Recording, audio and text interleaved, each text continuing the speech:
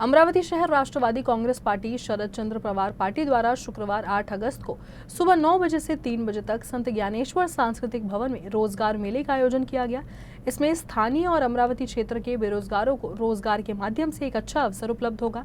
लगभग 30 नामी कंपनियों और कुछ अन्य कंपनियों ने रोजगार देने के लिए अपनी तत्परता दिखाई है। इसके लिए अमरावती शहर राष्ट्रवादी कांग्रेस शरद चंद्र पवार पार्टी ने व्यापक तैयारियां की है की या माध्यमातून सध्या जी बेरोजगारांची फौज पूर्ण खेड्यापाड्यांनी दिसत आहे, पोरांच्या हाताला काम नाही आणि त्याच्यामुळे गुन्हेगारीकडे बरेचसे वळत आहेत, तर हे कुठेतरी थांबलं पाहिजे।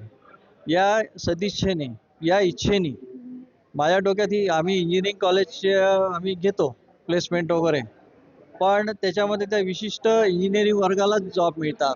पण जे 5वी पास झाले, शिक्षण थांबलाय किंवा जे 10वी झाले, 12वी झाले, BA, BCom, BSc यांच्याकरता काय सोय आहे हे कुठे दिसत नाही आणि ते मुलंही भांबावलेले आहे। यामध्ये उद्देश हाही होता की मुलगा जर मोठ्या शहरात गेला ग्रामीण भागातला, तर त्याचा राहायचा प्रश्न, जेवायचा प्रश्न, प्रवासाचा प्रश्न ह्या आर्थिक बाबीशी निगडित असतात आणि तिथे गेल्यावर तो भांबावतो।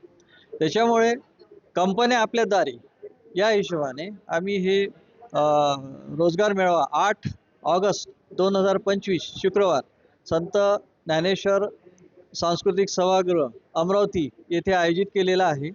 या रोजगाराला आतापर्यंत 2000 मुलांचं रजिस्ट्रेशन झालेलं आहे, 2 दिवसापूर्वी सुरू केलेलं आहे आणि आमचं टार्गेट आहे की कमीत कमी 1000 मुलांना तरी जॉब मिळायला पाहिजे आणि त्याच दिवशी जॉब ऑर्डर म्हणजे ज्याचं सिलेक्शन झालं आहे त्याला 3 वाजल्यानंतर आम्ही जॉबची ऑर्डर देण्याचा 100% प्रयत्नात आहोत आणि 30 कंपन्या येत आहेत।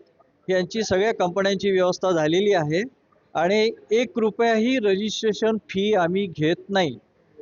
कोणी जर म्हणत असेल किंवा हे फी घेतात आणि रजिस्ट्रेशन फी घेतात आणि कमाईचा आहे, तो काहीही पार्ट नाही एकाही विद्यार्थ्यांकडून। आमचं काम एवढंच आहे, कंपनी आणि तो युवक हे आमने सामने आणणे हा आमचा विषय आहे।